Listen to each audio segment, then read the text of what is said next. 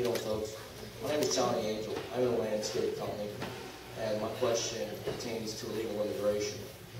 Currently, right now, it's very difficult for us to operate and compete against larger companies such as Brinkman, who are using H-2B programs, where when the program expires, the illegal immigrants are staying here in the country, and they're finding other work. It has lowered the pay standard for us across the board, and it's hard to compete when we're paying for workman's comp, have a higher rate of salary to our American employees, and then also paying unemployment, which they're skirting also. What are your plans to tackle illegal immigration, and do you have any idea what kind of fines you would put on these companies that are using this program? I'd like to answer that because my wife is here to me. It took 15 years for the quota to bring her two sisters here initially. 15 years to get the quota. We need to let a lot of the foreign people come here and up the quotas in most of these countries because they're willing to do the landscaping where most Americans won't now. I know I've been working in my backyard and I go down to Home Depot and they're all Hispanic. I cannot find an African American or a Caucasian person willing to come out and do yard work for me.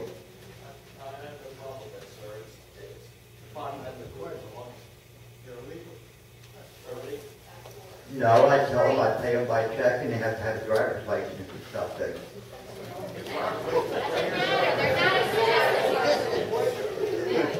I don't check their immigration, but they have a driver's license, they're willing to take my check.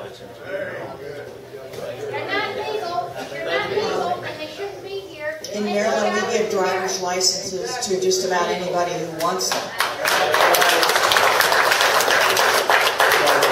I was up in Bel Air on a Saturday, and I watched a busload of people that were obviously not born and raised in the United States or in Maryland, who came in from other areas in Pennsylvania. This group was from. Because they knew that in Maryland, anybody could get a driver's license. You did not have to be a citizen to do it. Now, I believe there is a pathway to becoming an American citizen. And I believe it's the same pathway that my grandfather took when he came over to this country when he was 19 years of age. And he worked his way through the process. And he learned. And becoming an American citizen was the proudest day of his life. We had a young couple in our church. He was from England and she was from, I forget which country she was from. They both were studying so hard to take their citizenship test. And I swear, those people that take that citizenship test, just like my grandfather, the proudest day of their life is when they become American citizenship. And citizenship should not be cheap. It should not be given away. It should be earned. And I believe strongly that if we encourage people and make them have to go that route, make them have to speak English.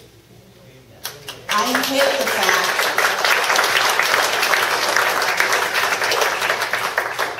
you remember Governor Schaefer a few years ago when we went into that McDonald's? I loved it.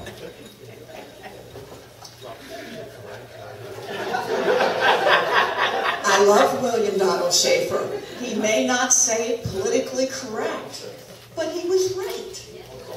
I have family who lives in Florida. It's a necessity to be able to speak Spanish down there. No, it should be a necessity to speak English. And I just want to, and I see Pat McDonough over there. And I agree with you 100% on that. Back when I was in the House of Delegates in 1995, we actually had a bill to make English the official language of Maryland. Would you believe we couldn't pass it? That's crazy. So anyway, that's enough on that. To answer his question, I used to work for Marriott, and they used the I-9 program and brought in a lot of different workers. But they made sure when their time was up, they got them back on the plane, back out of here. I believe the fine should be high enough where if you have like 4 or 5 workers, and you let them escape and run off, that it's going to hit you, you're going to lose all the profit that you gained by letting them stay here.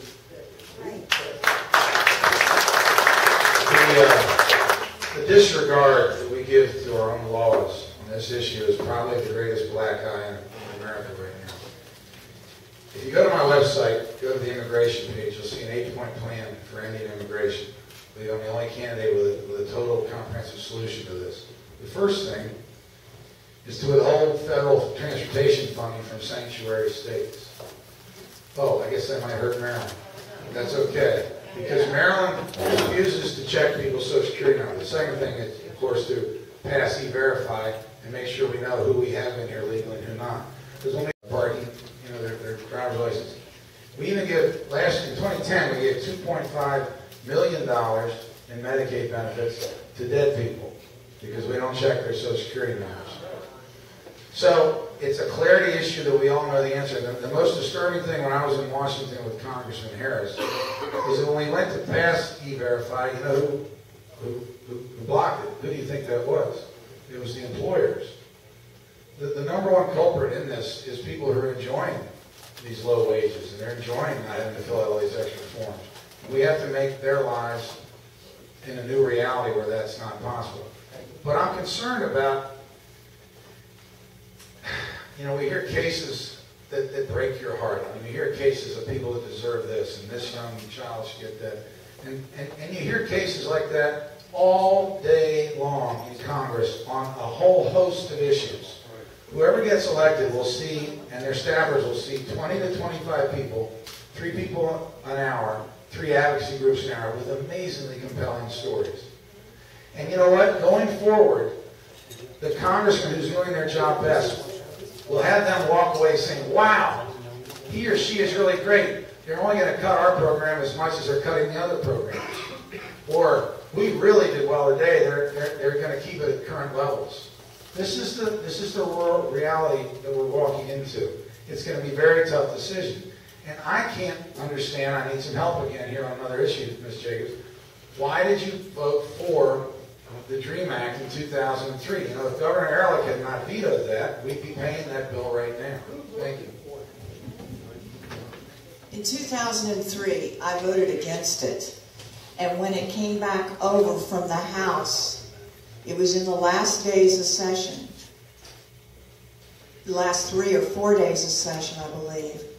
And it came back over, and I mistakenly voted for it. I had voted against it. I am totally against it. But I made a mistake. I made a very honest mistake. I tried to change my vote a few minutes later when I realized what I'd done, and the President of the Senate would not allow me to change my vote. Why not? Because he had adjourned and gone into the next day. Like today in Annapolis, we had 2 different days, 2 different legislative days, in order to pass something on 2nd reading and then to pass it on 3rd reading. And when you change into the next legislative day, even if it's 5 minutes later, you can't go back and change your vote. So I got caught making a mistake. And I am sorry I made that mistake. I urged Governor Ehrlich to veto it because I had voted against it. And when it came back over in a conference committee, I accidentally voted for it. And I'm extremely sorry I did that, but it was an honest mistake. I'd like to do a little bit of rebuttal of what I said earlier. You told me I hired the illegal. O'Malley had governor's mansion painted by illegals in the beginning. And I'm not the government. I can't check ID. to hire somebody once a week to come stack my firewood or pick up trash around my property for $15 an hour for 3 or 4 hours. You need a national ID, like a Social Security card with a picture ID and a thumbprint, and you cannot hire, rent, or anything to these people unless they have it.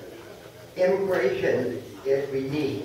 This country is built on immigration, but when my wife came here from Vietnam, she wanted to learn English. She wanted to be a citizen. All the Vietnamese did. The Spanish are coming here demanding that everything be printed in Spanish, everything be done in Spanish, that we have to learn Spanish. Texas even has to have Spanish teachers in a lot of their classrooms for their students because of laws students by their Spanish. They don't want to be America. They want this to be Mexico or El Salvador now. We need to change that and make a national ID and tell them to go home.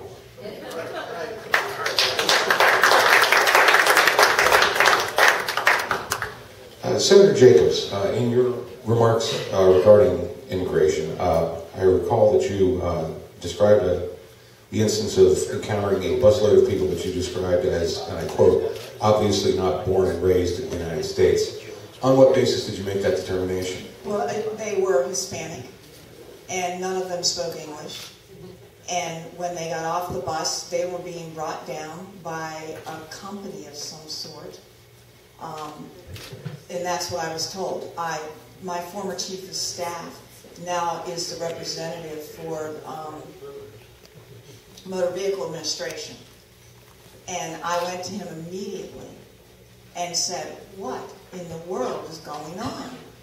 We saw this. And he said, Nancy, it's happening all over the state because of the laws that we have that allow them to do this. And we have immigrants coming from other states because we don't have E-Verify, because we will allow anybody to come in and have a license and get a driver's license. And he substantiated that for me. Okay, to follow that up, we're all aware of legislation that's been produced in Arizona and is being considered or promoted elsewhere regarding the use of local police authority, for instance, to engage in some degree of enforcement of immigration law. How do we deal with those who are already here illegally and who have become an integral part of the economy? And secondly, how do we enforce the existing laws in a way that ensures that legal residents and citizens who happen to be of Hispanic origin are treated fairly? In my plan, we use E-Verify to take this whole issue out of the shadows, understand who's here and who's not. If you're here and you don't have an employer sponsor, you're just here for no reason, and we'll deport you. And President Obama set the record on the number of deportations, so that's not hard to do.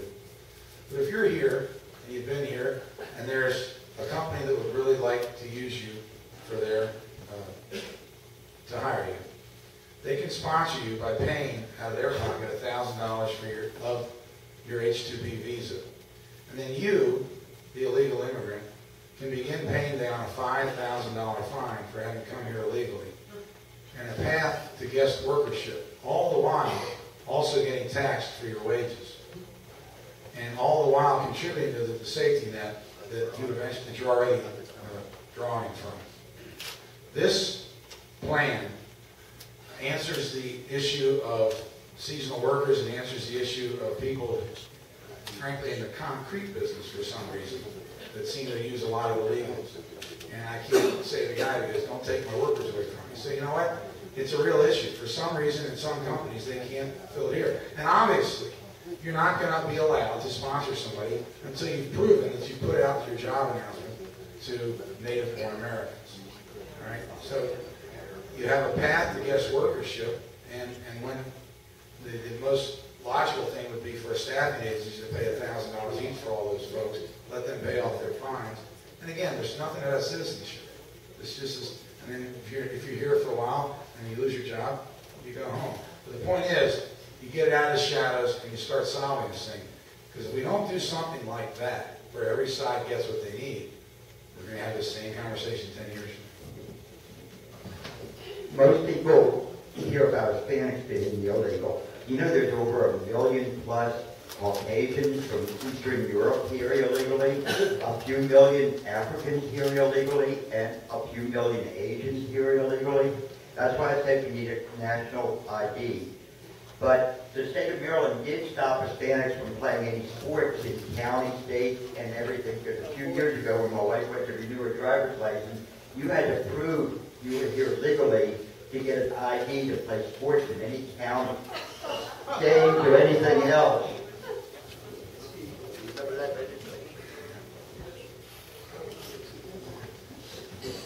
Yeah, I'm sorry, I don't remember that legislation.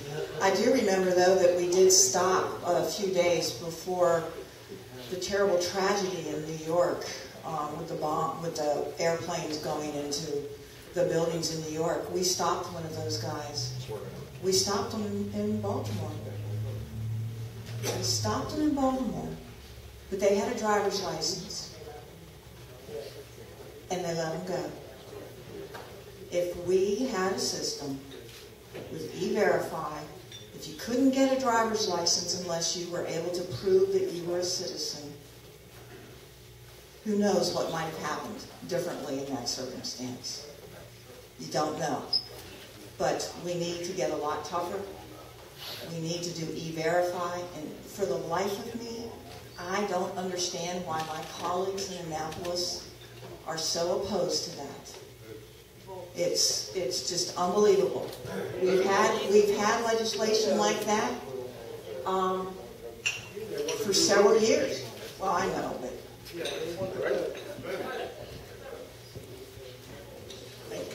okay, I have the next question. It's going to be for you, Mr. Nancy.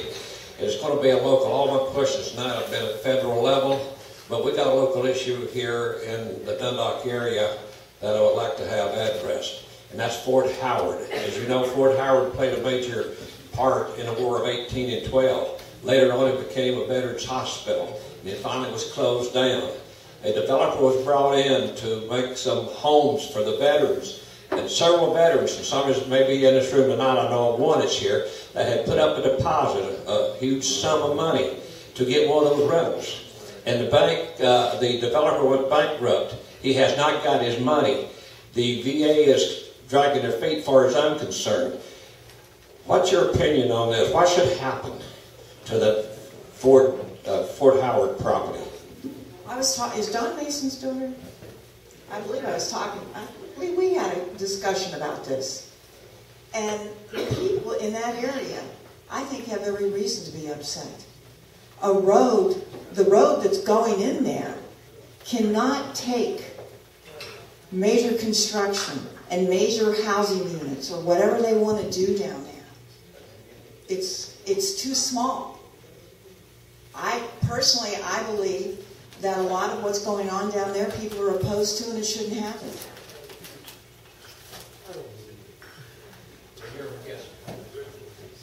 I'm siding with the citizens I've spoken with who feel very, very strongly that it's not the right thing to do.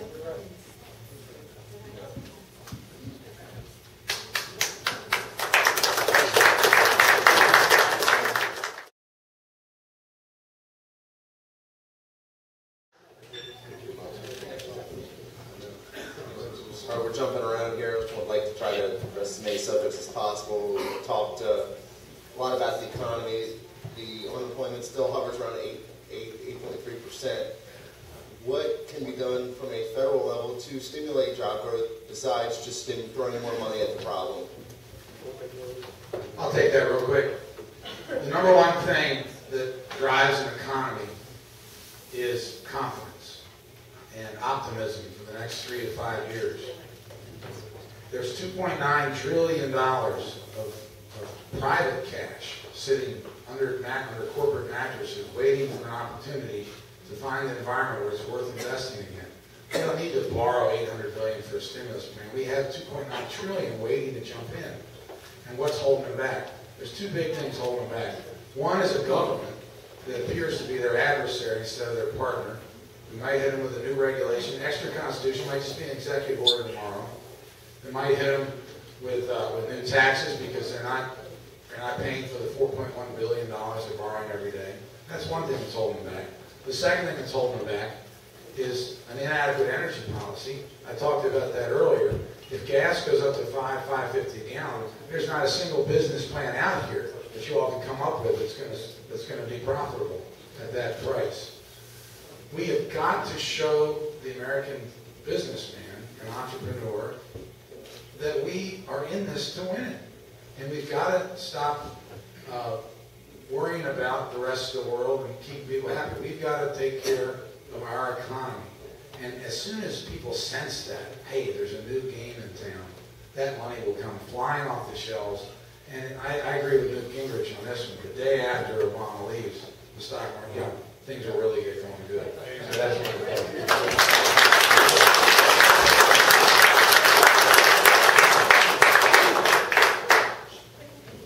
I believe cutting the corporate tax rate will also help stimulate the economy and in the end raise more taxes than what we're currently getting.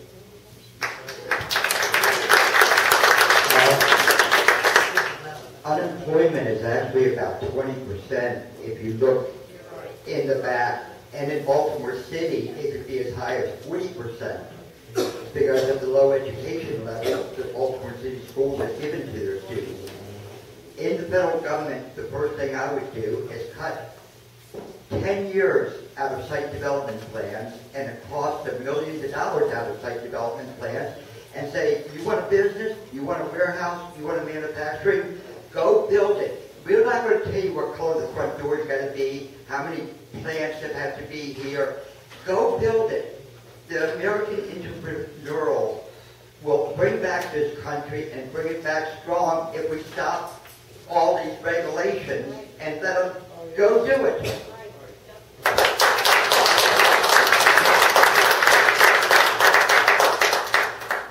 I think the government needs to get out of the way.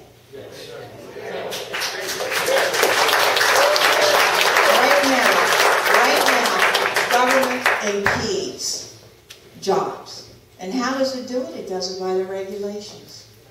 It does it by taxing them. We had this discussion all day long in Annapolis on the budget and talking about how we are going to take it down, you know, the millionaire's tax. Well, in Maryland, we're going to take it down to the $500,000 tax. And say, you know, they just want to go after businesses. They look at businesses as the cash cow. And you look at a small business, and the owners might make over, or they might have over $500,000. And what do they do with it? They put it back into their business. They keep as much as possible. I mean, I know companies that are barely making ends meet, but are taking on jobs in order that they can't really make money on, in order to keep their people employed. They risk everything. You're right. They risk everything. Right now, the government prevents workers from getting jobs. They punish incentives for filling in job demands. And they get in the way of delivering results. If we continue to go after our small businesses in this country like they're the cash cow to solve all of our problems, we're going to mortgage our children's future. We're not going to have jobs. And part of the problem here in Maryland is the fact that, you know, we don't have the unemployment that some of the other states do. Do you know why?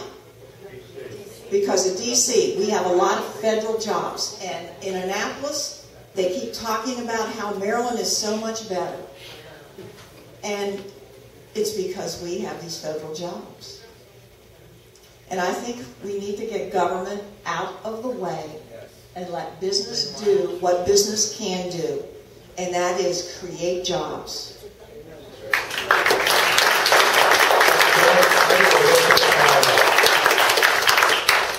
It's easy to say that government has no role, but there are some things government can do. Government can help dredge our ports so that we can accept the super tankers that are being built today, and only a few ports can accept them. Government can administer our markets with proper information so that people don't think that if you mix a AAA security with a triple C, you still get AAA, which is what happened in 2008. government can build natural gas infrastructure. You know, the gas gallon equivalent price for compressed natural gas is $3.08. So who cares if gasoline goes to $5 if the government has built some fueling infrastructures for natural gas so that we can change our truck fleet over to natural gas just like we changed it over to diesel. If our trucks didn't have to buy diesel every day, we'd save $315 million in foreign oil purchases. Another thing government can do is do immigration reform. That takes leadership and involvement.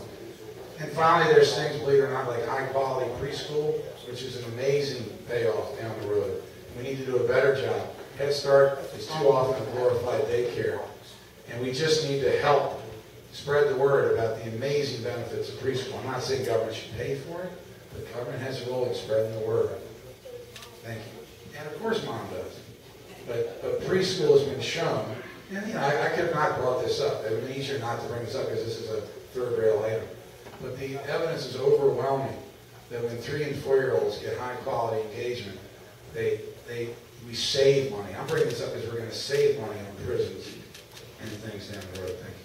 Thank you. I'd like to follow up with that. I don't believe making it mandatory that 3-year-olds go to nursery school It's mandatory. is going to keep them out of prison. I believe when you're talking about a youngster that age, the best thing that can happen to them is for them to be at home, to be with their parents who are teaching them. I have a 3-year-old granddaughter, and I venture to say that she is probably reading at a kindergarten level. And you know why? It's because her parents care, her parents teach her, and her parents help her. And she's exposed to other adults around and knows how to behave. I really hate the fact that we are shoving our kids into daycare. I think they're missing out on the most formative days of their lives. Are you going to pay the mother's salary?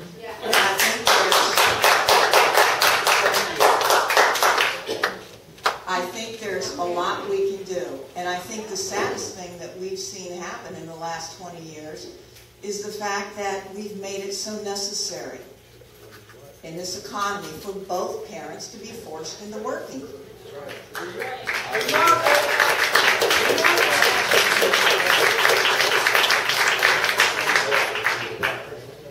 And I think if you give parents a choice, they would prefer to stay home. A mother would prefer to stay home if she could. But we have situations where that can't happen. And we have to do the best we can with those situations. And we have to provide the environment where our kids can learn. But optimally, I don't think the government should be getting into making children at that age have to leave their homes. I think parents are the best teachers when they're given the opportunity to do it. And I trust parents. I'm sorry, I trust parents a lot more than I trust Washington, D.C. to tell me what's right for my kids.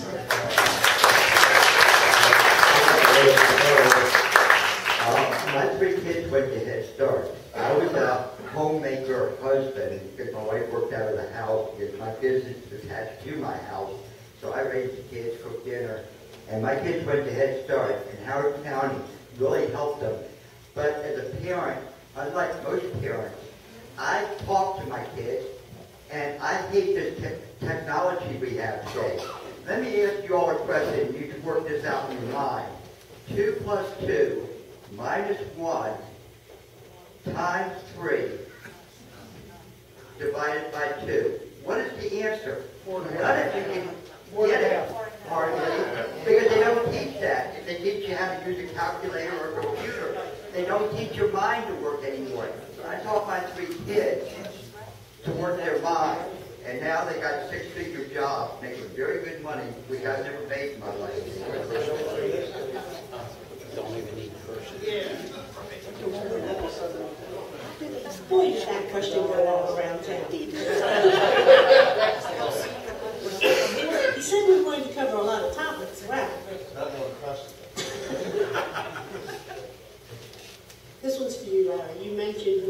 introduction that you're smarter and younger than Dutch, especially in terms of our security and cyber.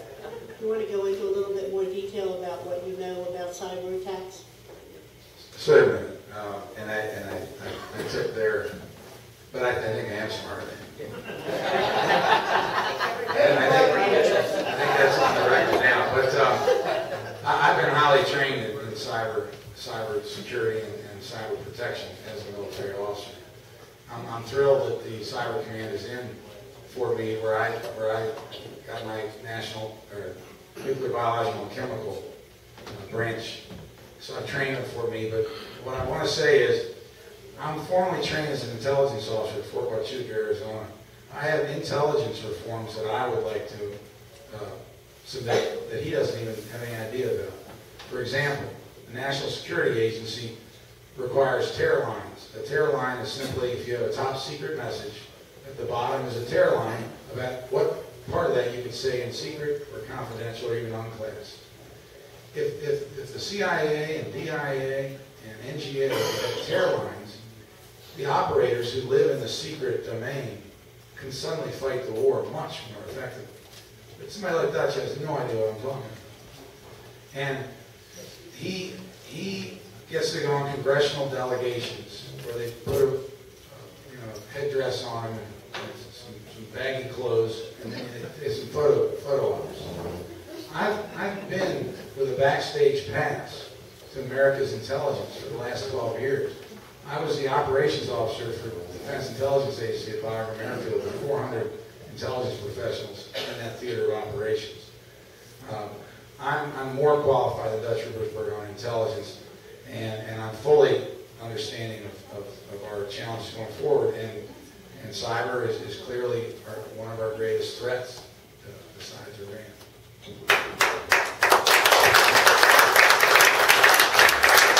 I'd just like to follow up. The main reason I asked you that is because I think that's what helped him win his most recent re-election, was that people felt that he knew more about cyber attacks than anybody else, especially those who were running against him at that time.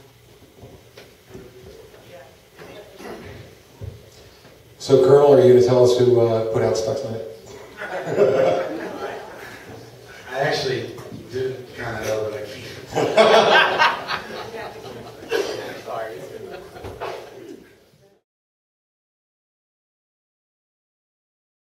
Is freedom of privacy, which means that you're either pro-life or, as I like to say, pro-death, and I'd like to hear the panel comment on that. Right there. Rick Impallaria is in the house.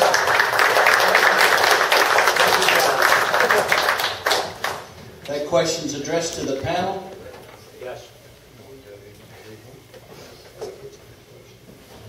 Who would like to respond first? I'll say real quick, I think life is sacred, and I'm pro-life. I'm also pro-life and against capital punishment. I don't think that we have I don't think we sit high enough on the perch to decide life and death.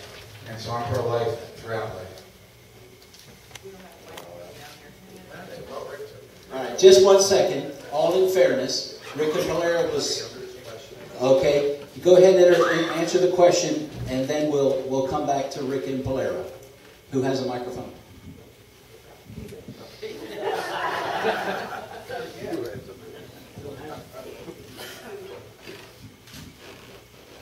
I believe very strongly that life begins at conception, and I've always voted that way. And I've just forgotten the rest of your question. That was it. That was it? Okay. I said freedom of religion, not from, and then I don't see the freedom of privacy. Well, and also I believe when you have, like, Catholic hospitals, the government should not be forcing a religious institution or a Catholic hospital into doing something that is against their beliefs.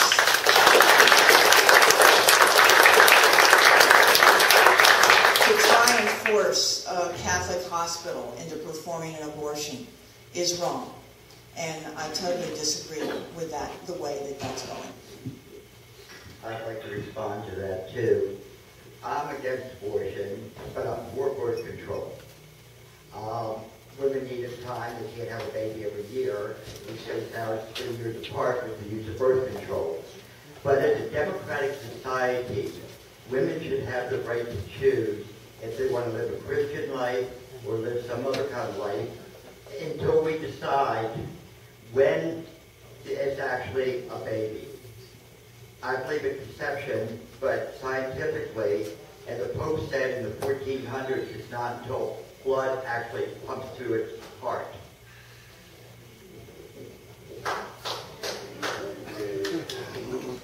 Dead things don't grow. Sorry. Dead things don't grow. So if it's a baby, it's a baby. I'm for life also, not for abortion, because where would I be if my mother had an abortion for me?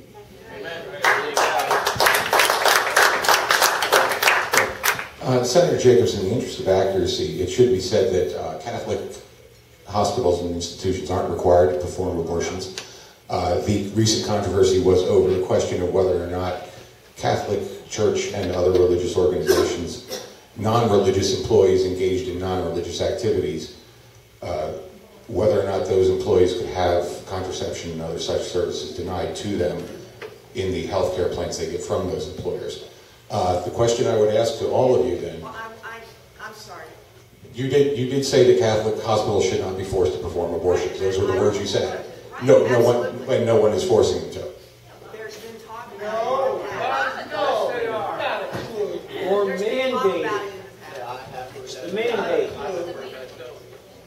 At any rate, the question I would like to ask is, with regard to the recent controversy over the contraception coverage question, where do you think the appropriate balance is struck between religion obviously informing the mindset of any office holder and contributing to their approach to their duties, and on the other hand, the respect for the religious sensibilities of a widely diverse nation that practices a wide variety of religions, or in some cases none at all?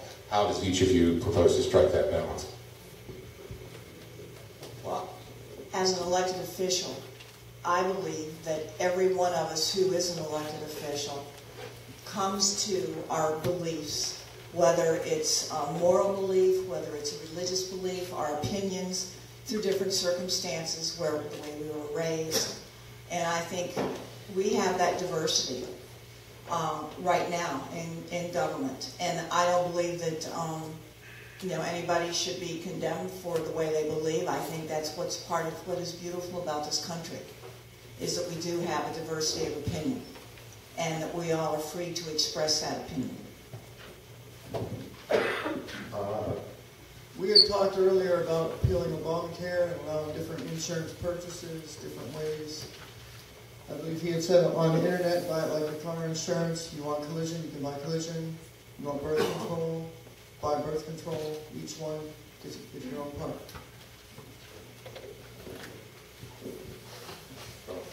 Go ahead. I am state delegate in Impallaria, and I'm happy to be here tonight. I just left a voting session. As you know, the most important thing that we do in Annapolis is vote. You cannot walk out on a voting session, and that's what I was sent to Annapolis to do, so that's why I'm late. I believe the question, and I walked in late to start, but I did hear Steve over here, I guess, following up on the question. Number one, I am pro-life, and I do believe life starts at conception. And I have always been pro-life my entire life. It isn't something I adopted as I grew older. I've always believed in it. As far as forcing churches or demanding that religious organizations, whether they be colleges or whether they be hospitals, to do something against their doctrines, it's wrong. It's just wrong. And, people have the right to work in hospitals. And there's more than one hospital. It isn't like there's only a Catholic hospital or only a Presbyterian hospital. They can work at hospitals that don't have those religious beliefs. So to take away the religious beliefs of organizations that do good for our community and maybe force them to shut down is wrong. So, no, I don't support Obama's plan to make hospitals give contraceptions if they're religious organizations and their beliefs are against it. I think that's a very simple answer.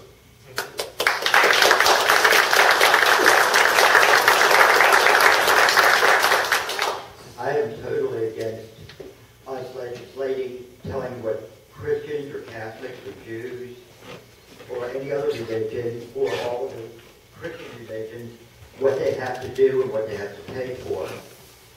But I think we should, as a democratic society, we have to get in the middle. The first trimester would to let women have abortions to choose to instead of going in the back alley.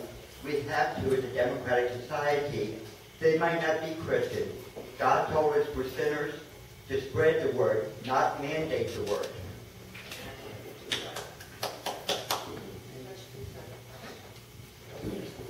I just real quick, I echo what Rick and Howard said, and I also say that just because you know that life begins at conception or even implantation somewhere there, and somebody has an abortion, that doesn't mean that they go to jail. It doesn't mean that the whole roof comes down on it. It would be treated sort of like a traffic situation where you have an uneducated woman who didn't even know how she got pregnant because nobody ever gave her sex ed. And so you would give her some education. This is how you get pregnant. And then if they do it again and again and again, you know, they end up having the full arm of the law come down on them. But just, we all want to lower the rates of abortions. That's the one thing that we need to do. And not everybody's as smart as me and Dutch Ruby were. Rick, I'm going to give you this question. You know, the federal government bailed out the car companies and everything, give them billions of dollars of your money, and of course you've got plenty of money that you can give. I'm sure of that. But now they're giving, I think if you buy the vote, you're getting a $7,000 tax credit. What's your opinion of that? The Ford and the other car dealers are not getting one that makes a similar car.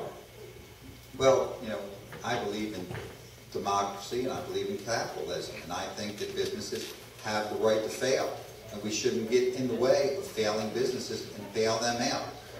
It is not the job of government to pick winners and losers.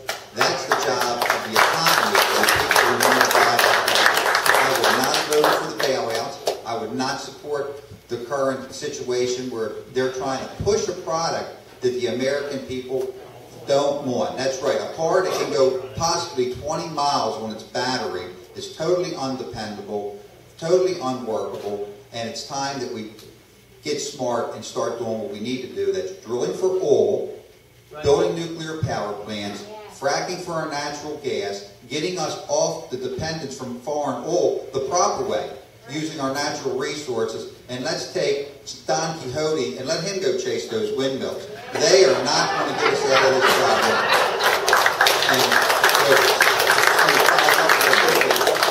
When I go to Washington, I'm going to push for, number one, we move energy to the Department of Defense. Our young men and women wouldn't be over getting killed in foreign countries if we had oil over here.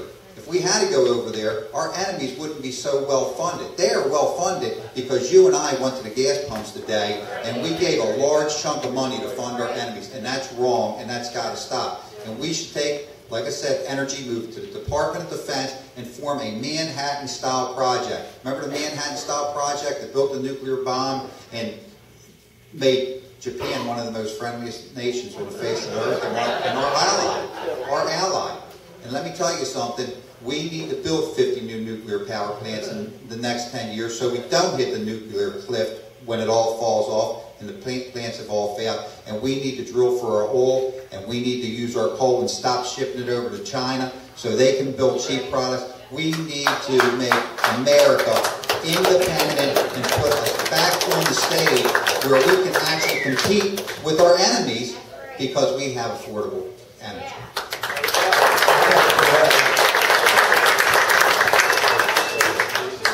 I agree with him. I totally agree with him, and that because Obama constantly, money for clunkers, tax credits for the most, tax credits for solar, and he wants the price of gasoline at the pump to skyrocket to force us to go into this stuff that we do not want. We need to get rid of Obama in November.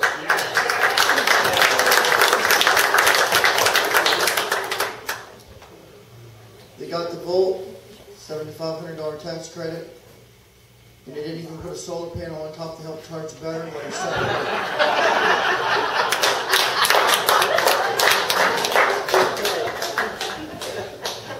Real quick, it's a $10,000 tax deduction now, and they have no idea what to do with that battery when they're done. It's the most toxic thing. It's a 700-pound toxic waste. There's been a lot of talk about trying to develop more nuclear energy and so forth. And in a society where we have the NIMBY mentality in my backyard, how would you propose doing that, moving forward with that? It sounds great in theory, but practically, how would it go about that? I'll follow up real quick. That's why it's got to be moved to national defense. That's why it's got to be a Manhattan-style project. It's got to be done right away. You know, nuclear is unaffordable for one reason. It takes 30 to 40 years just to get a permit. It's not building the plant. Once you put the shovel in the ground, it's expensive. It's getting there. So we got to get it past that. We need to know that we're building this energy for the American people and to protect us from our enemies and stop sending our money to our enemies. So that's why you move to national defense. It takes a priority and it gets done. I forgot to bring the name of the company, but one of the Microsoft founders has developed a company that takes nuclear waste and uses that to produce electricity. That's true. Just real quick, on all these NIMBY issues, all these things, one of the problems we have is we have leaders that have been lying to us and they're comfortable with it.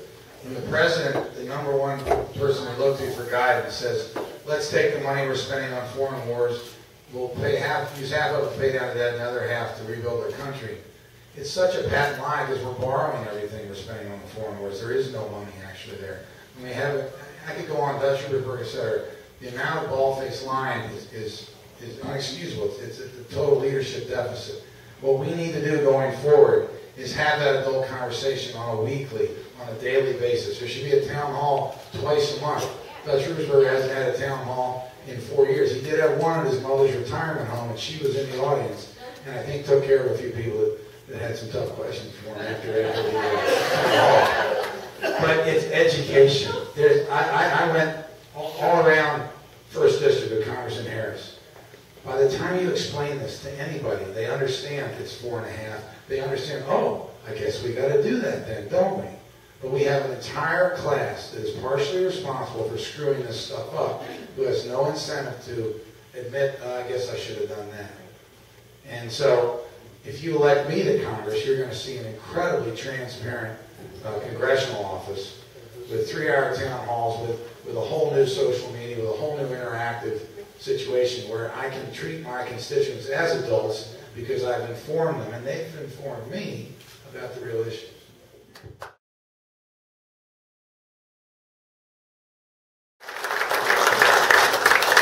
Let me stand up since we're finishing and I just wrote an hour. So I'm going to push my legs a little bit. But number one, it's not just about what we're going to do when we get to Washington. It's what we've done up until this time. And I have to tell you, in Annapolis, I didn't make bad votes before I made good votes. I voted against in-state tuition. I fought against the deregulation of BG&E ever since I got to Annapolis. I fought against it before I got to Annapolis. When it came to problems in the community with Dutch condemning property, I stood up and put my family and business at risk to fight for my neighbors. And now that we've done all that, we know where that record is.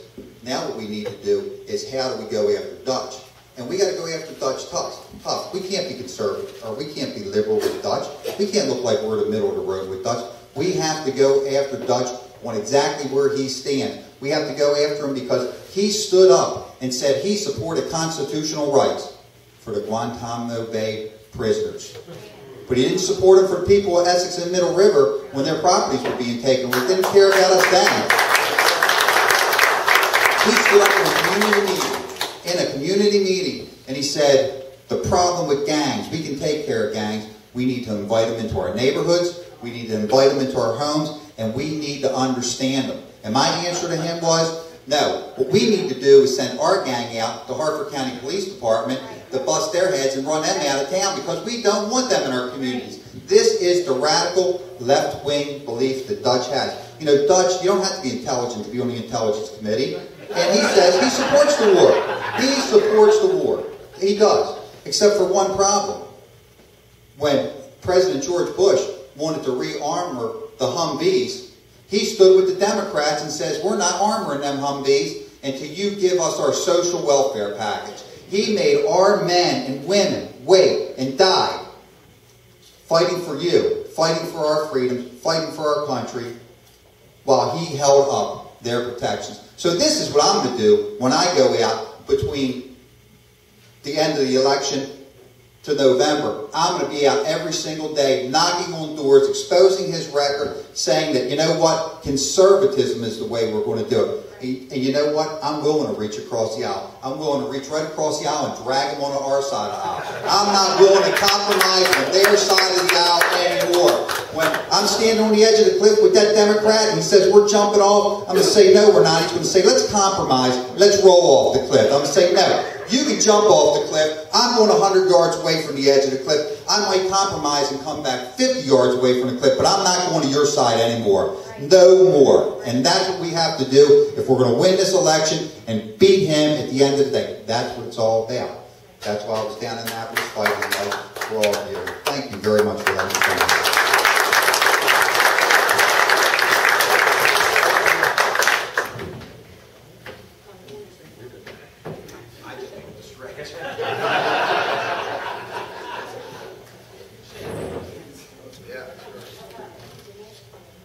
Well, when I get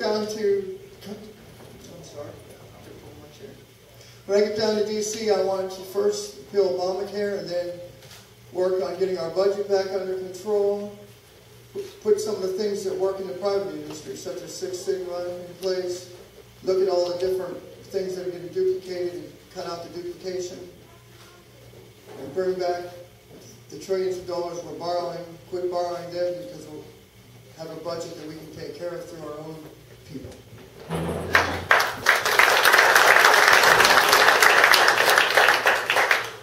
I think it's important that we send a leader to Washington, a person that can fight what is going on down there and do it in a way that we can change things. One of the first things that I want to do too is repeal Obamacare. I also think that one of the first 5 things we need to do is reform the tax structure. I think we need to reform the entitlements that were going on. And I think it's a novel idea, but I think we should have a balanced budget amendment. And I will fight to do all of those things, and I will work with the other Republicans to do it. Thank you.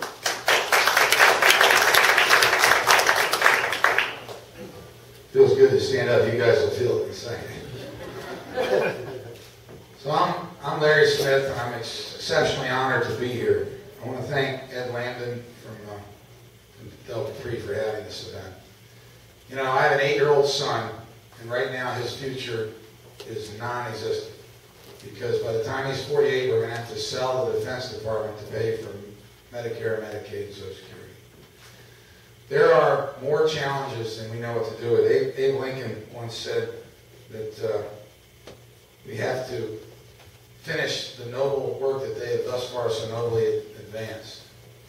And the great tasks remaining before us. There are an intense amount of great tasks. So the question is, how are we going to do it? Because we absolutely have to do it. And we need to have leadership. And the way I'm going to communicate that leadership is by relating to the voters of the 2nd District as a veteran. You know, there's 255,000 Democrats and 96,000 Republicans in District 2. So if you come in banging on the door, I'm a good conservative, let me in, they're not going to let you in right. You've got to say something that actually makes them want to listen to you. And I've been around this district pretty intensively, and these people have a lot of fear and anxiety about what's coming around them. They want somebody with a plan. They want somebody who understands the problems. And they want somebody who understands the nuances. Because the easy solutions are long gone, except for all the energy ones. That's an easy one that we got to jump on. But the point is, I stand before you as the person who can explain the conservative message in a way that the 2nd District will understand. From another generation, but with the discipline to understand that we're going to have to stick to our guns on spending. It suddenly matters now.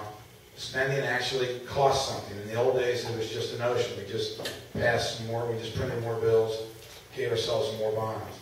I will stand up to the larger issue, which is our future, and I'll be able to resist that temptation, and it's going to be strong, to pay for giraffe houses and the like. Because we can't. We can't.